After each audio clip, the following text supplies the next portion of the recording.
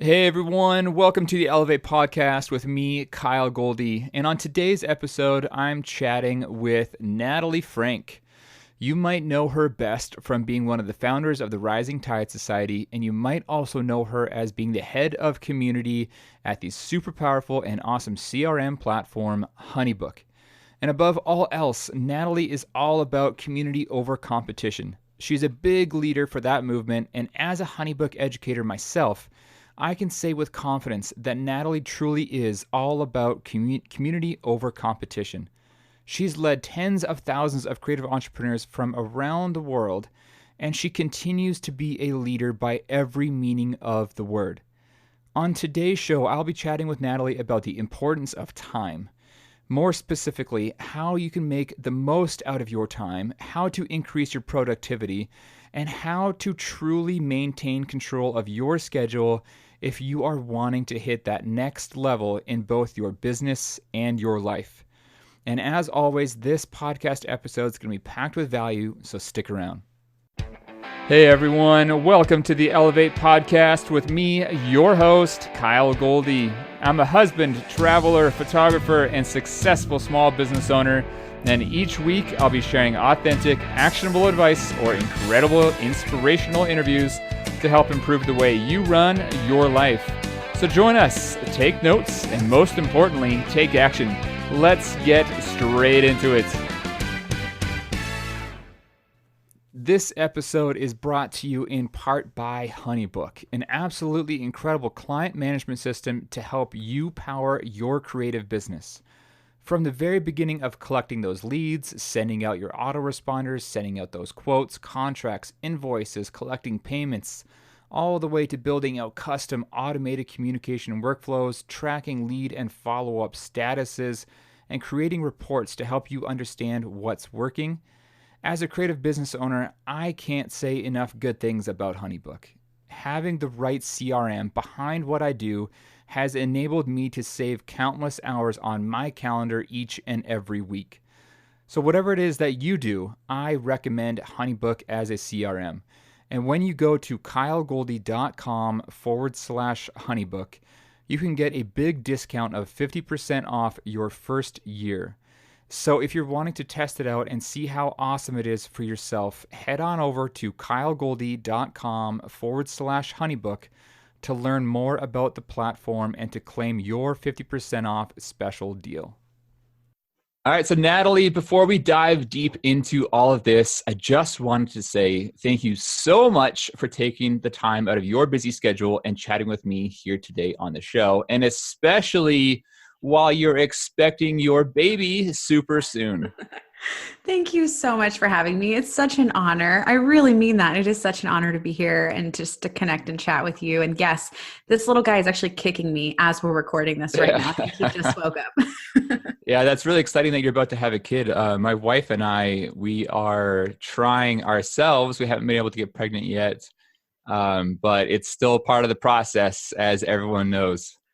Yeah, it is a process. I think that is definitely the key word. And, it takes, everyone has a different journey, the parenthood journey for every single person I know. It's so different. And you just take every day as you can and you just be grateful for every little moment. Yeah, and so many of the listeners here already know that you're just a total badass. You're the founder of the Rising Tide Society and the communities attached to it, and you're the head of the community over at Honeybook. But for the listeners here that would love to learn more about you, could you share a bit about your backstory and how you got into all of these awesome things? Yeah, absolutely. So I started as a wedding photographer. That was really my full-time career for just over 8 years. I started the business while I was in college, actually as a way to pay for my education, and then just fell in love with the industry and with my clients and with sort of the overall movement that I saw happening amongst people that just wanted a different life. They didn't want a 9-to-5. They didn't want, a typical job that they saw their parents have. And for me, as I approached even graduating from college, I had the opportunity to pursue different job opportunities and I didn't want to. I wanted to grow this business. I wanted to see if I could be an entrepreneur. And that's exactly what I did. So, I grew a very, very large wedding photography business in a very small town, as I like to say. So I did my best to really kind of establish myself as one of the top photographers in the Annapolis market, Yeah. which is just outside of DC and Baltimore.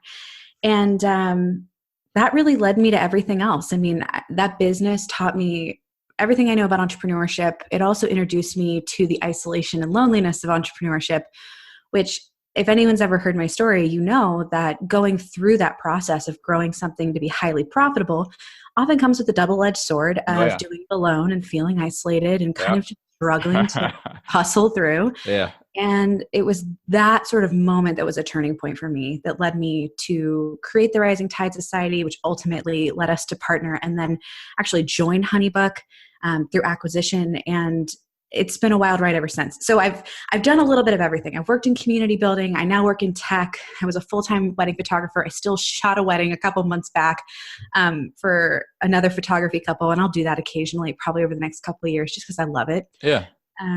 But yeah, that's a little bit of my story.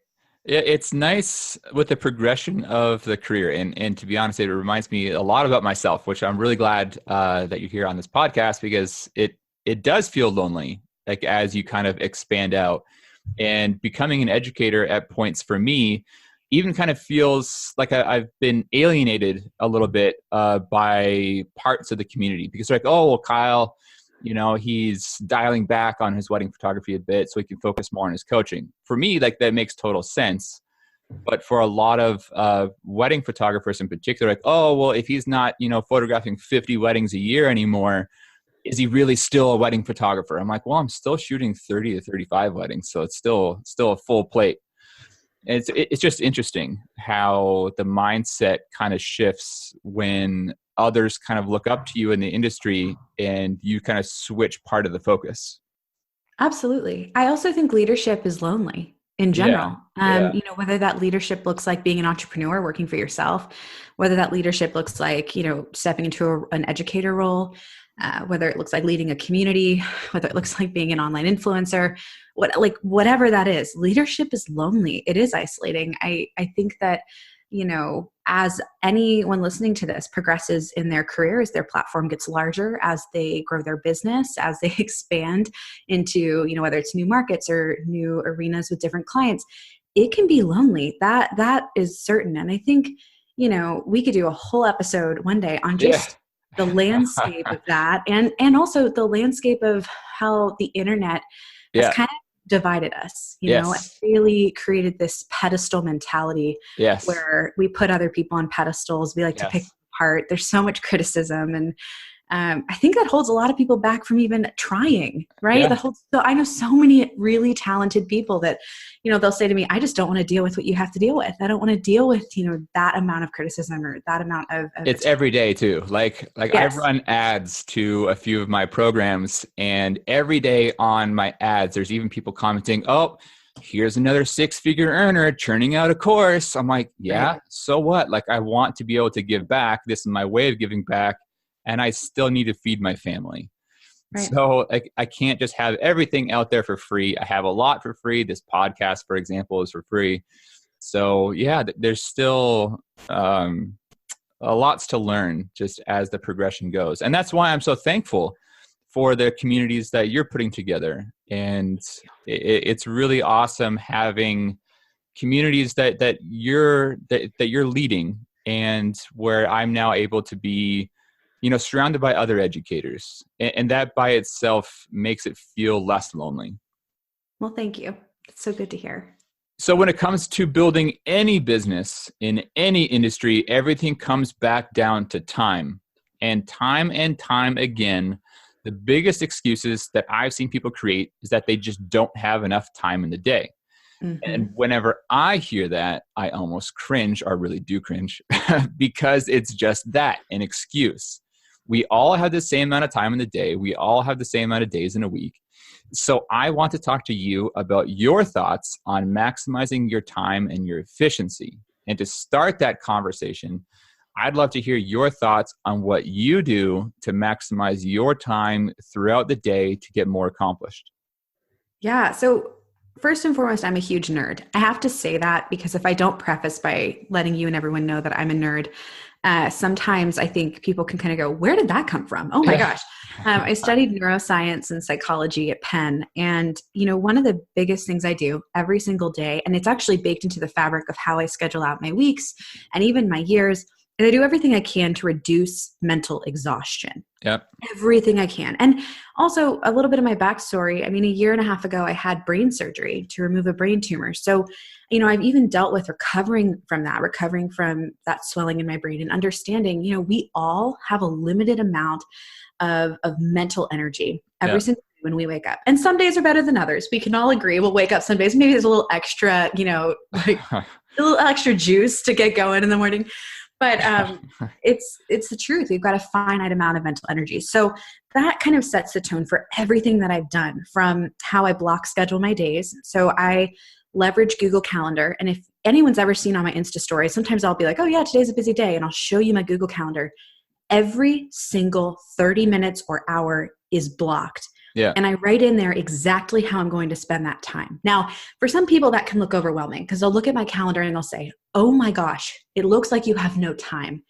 But in reality, by creating that framework, I have complete freedom within the framework to pursue exactly what I need to pursue, while reducing the distractions that come with jumping from one task to another. So that's really the key at the end of the day. I really try to block down my schedule and dedicate certain days to certain tasks. So as a wedding photographer, this looked like, Sunday mornings, actually before my husband was even up, I would cull the entire wedding from Saturday. It was done. By Monday, it was in my editor's inbox. We'll talk a little bit too about that CEO mindset of delegation. And for me, that looked like outsourcing my editing. Yep. To, ensuring that by Thursday, I had those images back from my editor. They were up in my gallery. They were on their way to the clients by Friday morning. So when I stepped foot into the next wedding on Saturday, I had the reduced mental exhaustion and overwhelm of thinking I had 4 weddings on my docket. Right. I didn't, so even looking at it from that perspective to today, where, I'm leading the Rising Tide Society, I am managing, community at Honeybook, I'm launching other projects, I've got a personal brand, I've got all this stuff on my plate.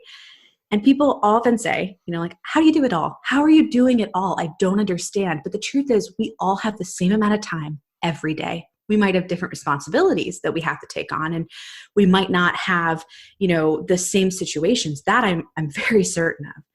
But we all have the same amount of minutes in an hour. And when we dedicate 1 hour without distraction in a focused capacity to really hone in on what we need to accomplish, and only what we need to accomplish. Right. Meaning we've delegated out things that, could be done perhaps by someone more efficiently, or use systems and automation, which is why I am so damn passionate about Honeybook and working for this company, because it takes, all of the systems that we'll pull together sometimes when we're getting started that aren't efficient, that aren't operating in the background, that aren't, running while we sleep. And we leverage a platform like Honeybook to actually do that for our business, so that when we're sleeping, it's sending out payment reminders to clients in a way that makes it so easy for them that we're not chasing down payments. We're not the bad guy. We're not worrying about, where that last communication with a client was left, because everything is completely organized and streamlined. So it's a combination, I think, of knowing yourself, knowing your strengths and what exhausts you mentally. Whether for me as a photographer, it was having more than one wedding at a time that I felt responsible for on my hard drives. Truthfully, like that stressed me out. Or even today in running multiple communities, just feeling like, my mind's everywhere at all times. So the block scheduling and really reducing those distractions by focusing, on Rising Tide one day a week, right? Focusing more on the Honeybook initiatives another day, maybe saving all my meetings for one day of the week. That's kind of the goal. It doesn't always happen, but that's the ideal scenario. But yeah, that's kind of where I'm at. So you batch work a lot, and I'm really stoked that you mentioned batch working, because that's what I believe everybody should be doing.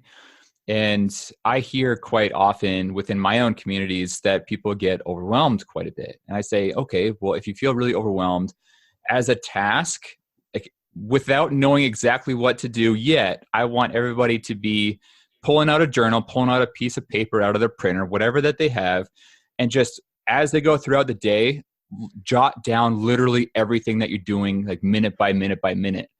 And if you're really keeping true to that, you're going to start to see after your day is done where you lost focus, what happened, who you allowed to interrupt your time, what, like, what expectations you can set even with your family members to know that they should not be interrupting you during these periods of time when you're doing work, because this is how you're bringing in money for the family.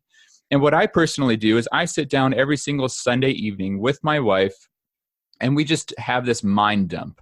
We just get everything down onto a piece of paper that I want to get done during that week. And so after everything's down on that piece of paper, I start numbering them. And I number them 1 through 5 because there's 5 days during the week, Monday through Friday. And so the number 1 items are my highest priority items. And so all those number 1 things will get scheduled to either my Monday morning, my Tuesday morning, my Wednesday morning, because I have found that I'm most productive in the morning. I don't mean 6 o'clock in the morning because I'm not a morning person, but I mean like 8 a.m. to 12 noon. Like that's when I'm most productive. And so when my 1s are done, that's when I move to the 2s and 3s that are in the afternoons. And so I have all these time blocked on my calendar. So I'm getting more done throughout the day. And I love that you're doing pretty much the exact same thing. And 2 key things to point out that you just mentioned here. If we were to sum up your process in 2 words, I would say it's organization and it's prioritization. Yeah. So sitting down to say, these are all the things that are in the back of my mind that are stressing me out, that I feel overwhelmed about. I'm going to put them on paper. And then I'm going to sit down and intensely prioritize what actually needs to get done versus what could actually wait maybe till next week if I have to. Yep. Those are really key elements. I also think something, I failed to mention, but it's so critical here. When I say every minute of my day is scheduled, I really want to emphasize that includes time for rest. When I say that, I mean it. I put my lunch on my calendar. Yeah. I schedule out time for meditation on my calendar when I need it, especially right now with the end of this pregnancy. And let me tell you, my blood pressure is up there. So I'm like, okay, twice a day we're meditating. I need 2 30-minute blocks on my calendar every day to take rest, just rest to clear my mind. Yeah. And so it doesn't mean that you're suddenly adhering to this lie of like the constant busyness, the hustle 24/7. I think that there is something to be said for hustling, but I think it needs to be organized in sort of these segments of intentionality and not become a constant lifestyle. Because that's actually where procrastination starts to come in, because you're saying, oh, I hustled, I was quote unquote working from 6 a.m. until midnight every day for 4 weeks. I would love to see how much of that time was spent scrolling on Facebook. Yeah, I'd love to challenge that. Instagram, Yeah. Right? Like how much of that time was spent, popping into your inbox for 5 minutes and then popping out to do something else and then popping back in, when if you had maybe just said, I only have 30 minutes to get this inbox emptied. I've got to get it done. That deadline pressure does something to us in our brain. It's a psychological mechanism. And I don't know if anyone was like that in college, but you had a paper due. It was like you had 3 weeks to do the paper. How many of us got that paper done 24 hours before, right? Yeah. The deadline philosophy of setting deadlines and setting clear parameters around when you have to get something accomplished increases your intentionality to get it done, and it sets that momentum fire under your ass, and you work, you get it done, you make it happen in shorter amounts of time. So I'm a big believer in scheduling rest and work-life balance, and whatever if you're a parent and you only have 3 hours a day to dedicate to your business and that's all you got, that actually might make you more efficient than people I know who have a full-time schedule to work on their business, because you are adhering to those tight deadlines and you can maximize your efficiency in every way. Yeah, that's spot on. That's really all I have to say about that. It's just spot on. I also just want to touch on, because you brought it up a couple of minutes ago, about how you wanted to have the CEO mentality over delegating and outsourcing photo editing. Yeah, I do the exact same thing. And what I preach on is for any level of business, and I mean this for the beginners to the advanced level guys, I want everybody to be automating everything that they don't have to be touching themselves. So by that, I mean, especially your client workflows. And this is where I come back to Honeybook quite a bit, because within those client workflows, you can set the exact periods of time. So let's say 3 weeks before a wedding day, you want something to fire off because it's just a frequently asked type of question or a type of piece of advice you want to give them at that particular time of that workflow. It gets sent off. Again, like what Natalie was saying, it gets sent off automatically. So you don't have to touch these things. They just get sent out. And so with my 6-figure wedding business now, I don't really have to be honestly communicating in a custom way with my clients anymore to be keeping them happy, because I'm setting my client workflows with the CRM and it's just done for me. So it's almost like having an employee, but without any of the headache, without any of the turnover, and for a heck of a lot less of a cost compared to what an employee would take. Absolutely. I like to think about it as having a co-pilot in your business Yeah, who can execute your vision for you. Meaning there's a myth here. I think sometimes when people say the word automation, they think, okay, that means it lacks personalization or it lacks that personal touch, which is just the opposite of the right. truth. Yeah, Actually, if you take the time to build out a workflow that is personalized to your level of client experience, that delivers things, above and beyond the client's expectations, always on time, giving you that freedom, that ability to have more time to dedicate to those things that Kyle mentioned, like you uniquely are able to do in your business that you were otherwise spending, that precious time on things like sending payment reminders or remembering to send out a client questionnaire, scheduling the engagement session, whatever it is. If a workflow can take that away from you and actually enable you to get those hours back to dedicate to other things, whether that's investing in networking with the right people in your market or taking time to really analyze your marketing strategies. Even honestly, this is going to sound crazy, but it gives you time to write that handwritten note to, pop into the mail on somebody's anniversary 1 year after. right. That type of personalization makes a huge impact. And you're actually maximizing that output and really, really taking to heart, only the things you uniquely can do in your business and letting a system do the rest. And that could look like Honeybook. It can look like getting an editor for your photos. It Yeah, could look like bringing in a virtual assistant. Like the options here are endless. But it boils down to that fact that if you have a CEO mentality, you focus on delegation yep, and you focus on systems and how to be as efficient as possible. Whereas with, sort of, I look at it as like a solopreneur mindset, which is what I had for a long time in my business. I felt like if I didn't do it by hand, it wasn't going to get done right. And that held me back for a number of years. It held me back early on in my photography business. It honestly even held me back when we launched Rising Tide. I was so afraid to let other people come in and help. And it's crazy now looking back because I have a team now. I'm working with so many different people that are doing so many different aspects of my business. And yet everything operates and runs even better than when it was just me. It gives me this freedom and this just complete relief to know that things can run even without me. And I've experienced that, whether now it's maternity leave coming up and, my team's not going to miss a beat. Everything's going to keep going on even without me, which is a crazy and incredible feeling. I don't know how many people can say that about their business today, but I promise you, if you really start to build that CEO mindset, it comes. Or with my brain surgery, which was something totally unforeseen. And I had 2 weeks to ensure that, Rising Tide would continue to run seamlessly without me there. My Honeybook projects would run seamlessly. My personal brand would continue to operate. And I really don't believe that any of that would have been nearly as successful if I hadn't established those systems, if I hadn't had the CEO mindset of building different mechanisms and teams, structures, playbooks, so that the business was a real business. It wasn't just me waking up and getting work done day in and day out, but it was something that could operate in my absence. And that was a really powerful shift, both in mindset, I think, and in operation. yeah. Mindset, I think, is probably the number one thing to have everybody work on. Like, I don't just mean like creative professionals. I mean literally everybody. Yeah. Like for me in particular, I'll talk about myself here. In not a great light, I guess. Because early on in my career, like I started out my photography business in a relatively small market that's in Seattle. And so in Seattle, I say small because it's not like Los Angeles or New York or something like that. Right. So in a small market, it's relatively easy to become a bigger fish in a small pond. And so because of that, I allowed myself to have this ego attached to it, which in hindsight was a horrible thing to do. Because at that point, I was like, okay, great. Like, I'm this big fish, but I'm in this small pond. I'm not making the kind of income I wanted to make back then. And it wasn't until I completely switched my mindset over of like, hey, like, what the hell are you doing? Why do you have this ego? Why aren't you trying to scale up? Why aren't you trying to help the community around you? Why are you so intently just focused on helping me? And when I realized that I was doing things the wrong way, I also realized at the same time, I can't even help myself because I'm stuck inside my own head. So Mhm. how the heck do I get out of my own head?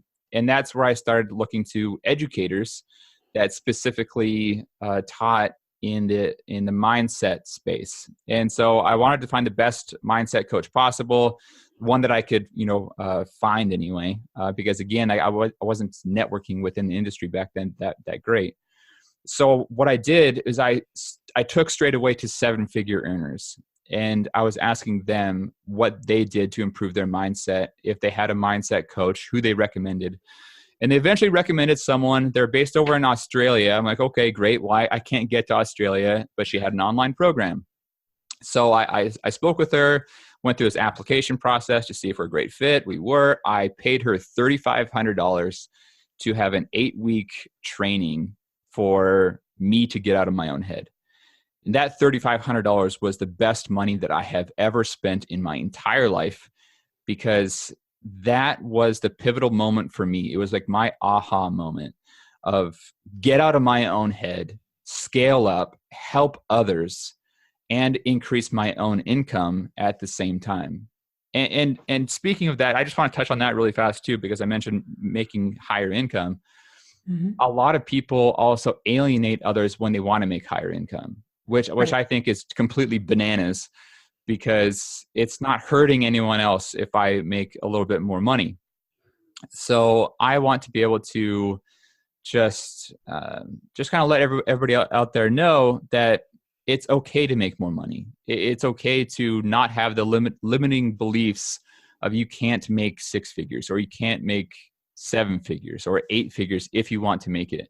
You just have to know how to manage your time really, really well, become really intentional about the time that you spend in the different areas of your life, and then surround yourself with the communities that actually support you to hit those. And that's the communities that Natalie is actually creating herself.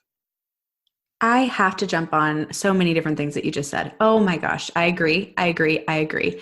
There is this lie out there that we tell ourselves that, working towards being more profitable, working towards being a 6-figure business, then becoming a 7-figure business, that somehow that is a negative thing. And the truth is, the most giving and supportive human beings that I have ever experienced, I mean, giving financially to others, I mean, giving of their time to others, they oftentimes have the most wealth of anyone that I've experienced. Making more money actually enables you to make a greater impact as well. We Yeah. fail to remember that, but whether it's in our community, whether it's through philanthropy, whether it's because you've paid off your debts, and because you have a savings account, because you're not stressing paycheck to paycheck, now you're mentally freed up to think about how to, almost like Maslow's hierarchy of needs, but from more of a mental standpoint, you're not fighting day to day to survive anymore. You're able to kind of step into a more enlightened space of saying, I have these abilities. I'm really passionate about this issue in the world. I'm really passionate about, supporting these members of the creative industry. I really want to change this. You now can go do that. Whereas before you were focused on the day-to-day of running the business, it gives you that mental space to actually think about how you want to make a greater impact and what kind of legacy you want to leave. And so I see both sides to, again, and I'm a very empathetic, very emotional person when it comes to all things. Yeah. But there's a reason that my mantra is community over competition, and not community without competition, Right. or, competition is a bad thing, because that's not true. That's just a lie. Competition is incredible. Competition can be healthy. It can push us forward. It can make us innovate. It can require us to look to others for, advice and how they're doing things and why they're crushing it. And I just believe that people should come first. That's it. At the end of the day, I think that we all are better when we're competing together in a healthy way, when we are pushing each other to be the best version of ourselves. And that means, in our own businesses, striving to improve and striving to accelerate and working to be, the best and most successful versions of ourselves. Because when we do that, we open the door to help other people. Yeah. That's like the end of the day, that's the truth. And I think, we can sometimes get wrapped up though in that lie that somehow if you are a competitive business owner, you can't be about community. That's not true. I am very competitive. I am highly, highly competitive. And yet I believe that that competition unites us in a really powerful way when it's done right and it's healthy. And, we're really looking out for one another, but at the same time, we understand that we all rise, like all boats rise, right? When the tide rises as well. And that applies to so many aspects of business, competition and profitability. Yeah. I want to say like I agree 1,000 times over. It's going to get a little repetitive though. But just really quick, because we did talk a lot about time and increasing efficiencies throughout the day and throughout the week. I want everybody to know here that I outsource every single portrait session, every single wedding that I do. And that combined with having a proper CRM like Honeybook, it's the biggest game changer for me, not only with the amount of time that I spend, but again, it allows me to position myself in a market where I have that newfound time to put back into other things that I want to build. And I say that because over the last couple of years, I've been booking between 35 to 50 weddings a year. And so I'm maxed out with the amount of weddings that I physically can do because I'm just old now and my back hurts. But with that newfound time, I'm able to build my coaching business and build website templates for creative professionals and just hang out with my wife if I want to and just take time off and go on vacation. So outsourcing editing and having a proper CRM isn't just about systemizing your business, it's about systemizing your life. So for anyone who doesn't have a CRM, get one today. If you're not already outsourcing your editing, please do that as soon as humanly possible. Because if you're thinking about these things like a cost, stop thinking about them like costs and start thinking about them like investments. Because it's an investment into your business, it's an investment into your relationships with your significant other, it's an investment into your family, it's an investment into your sanity, into reducing the amount of stress that you have. It's just better in literally every angle of your life. I couldn't agree more. You said that far better than I could have. I really couldn't agree more. And I think going back to the investment component too, it's one of the biggest things that holds us back is we value money more than we value time. And it's a natural instinct. Yeah. We feel very afraid to let go of money, but yet we give away our time so freely. And if I can just share one thing with everybody, truthfully, and this is one of the reasons, and I mean this is one of the reasons why I am really passionate about the work that I do with Honeybook specifically. When I found out that I needed brain surgery, I had had a brain tumor at that point for a couple of years, but I had never really considered the risks and what this could mean for me in my life. And my world completely froze when I recognized that I had 2 weeks until my surgery. I didn't have a lot of notice. And I can promise you that I didn't want more money at that moment in my life. I can promise you that I didn't want, more recognition or a larger platform or more Instagram followers. I can promise you the only thing I wanted was more time. That became the most valuable and scarce resource because I recognized that we can always make more money. We can always, find ways to maximize profitability.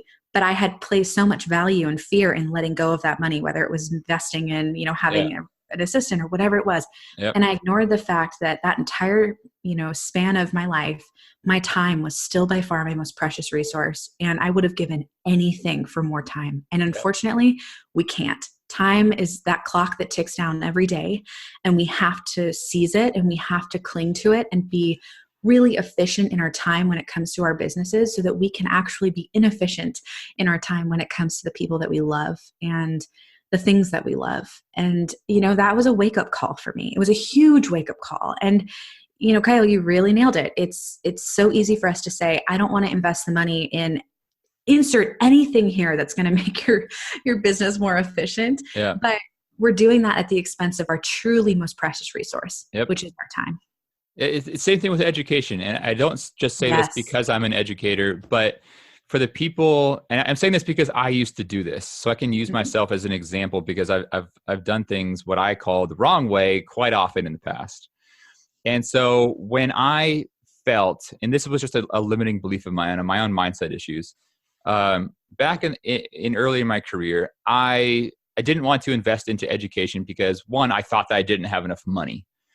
But I was then taking to blogs, or I was taking to YouTube, or I was going into Facebook groups, just like how you see every single day. I know everyone here listening sees the exact same thing inside of Facebook groups. They see the incessant questions, one after another.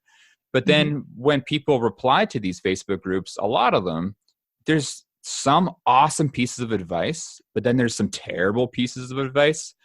So if you're early in your career like I was, it gets confusing over like which piece of advice to actually listen to, because then you can like put something inside of your business that you've possibly learned from a Facebook group, but it wasn't necessarily the best advice for your business and your unique goals.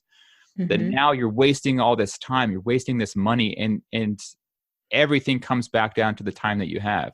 So when you invest into your education with the right people, then you're saving not only the time, but you're saving yourself the hassle, and you're saving yourself the need to go out into the world, into YouTube, into Google, and then try to decipher for yourself which is the right advice and which is the wrong advice.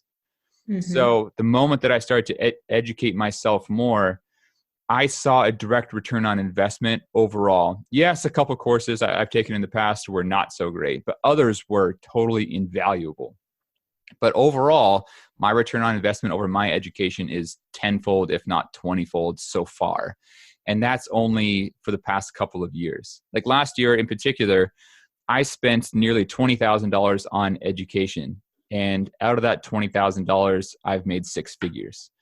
And that was just for the first year or so of me leveling up the information that I have and then helping others with that information. So it's just, it just comes back down to just have that newfound free time, better yourself through education, and then give back to the community, period, really. I love it. So I know that you're super busy. I know that you probably time blocked this podcast. So before you go, I would love to direct all the listeners here on where they can go to learn more from you, what you're up to, and all the cool things that you're offering. So where should they go? Absolutely. So I would say first and foremost, we've mentioned a bunch of different things that I work on in this podcast, and I'm sure Kyle will share out maybe links and show notes to these resources. But I will definitely be doing that.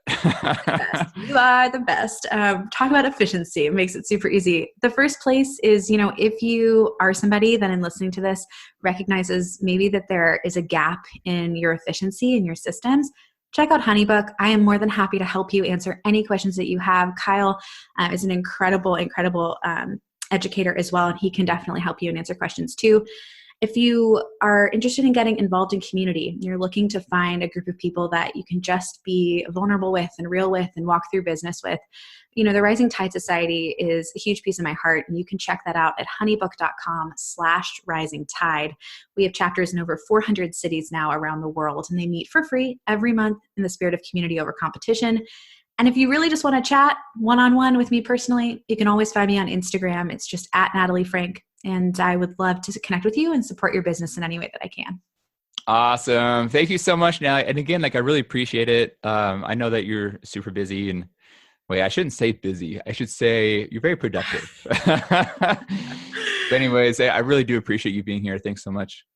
Thanks for having me. All right, I'll talk to you soon. Okay. So there you have it. Time management is absolutely crucial when it comes to both success in your life as well as your business. And on today's show with Natalie, we went in detail about some really awesome ways how you can claim more control over your calendar to increase your productivity. This episode has been brought to you in part by Honeybook, and remember to grab that special deal of 50% off your first year for Honeybook. Head on over to kylegoldie.com/Honeybook. And that's it for today's show. I hope you have found it super helpful. And if so, please remember to subscribe, rate, and review. These episodes are 100% for free. So the more love that you can share, the more I can produce more super valuable episodes. So until the next one, I hope you have an absolutely amazing day. This episode of the Elevate Podcast with me, Kyle Goldie, has ended, but be sure to subscribe for more actionable tips, tricks, and strategies to help you crush your goals and elevate your life. Don't forget to rate and review so that I can continue to help bring you the absolute best content and help you set yourself up to win. I'm going to see you on the next episode of the Elevate Podcast.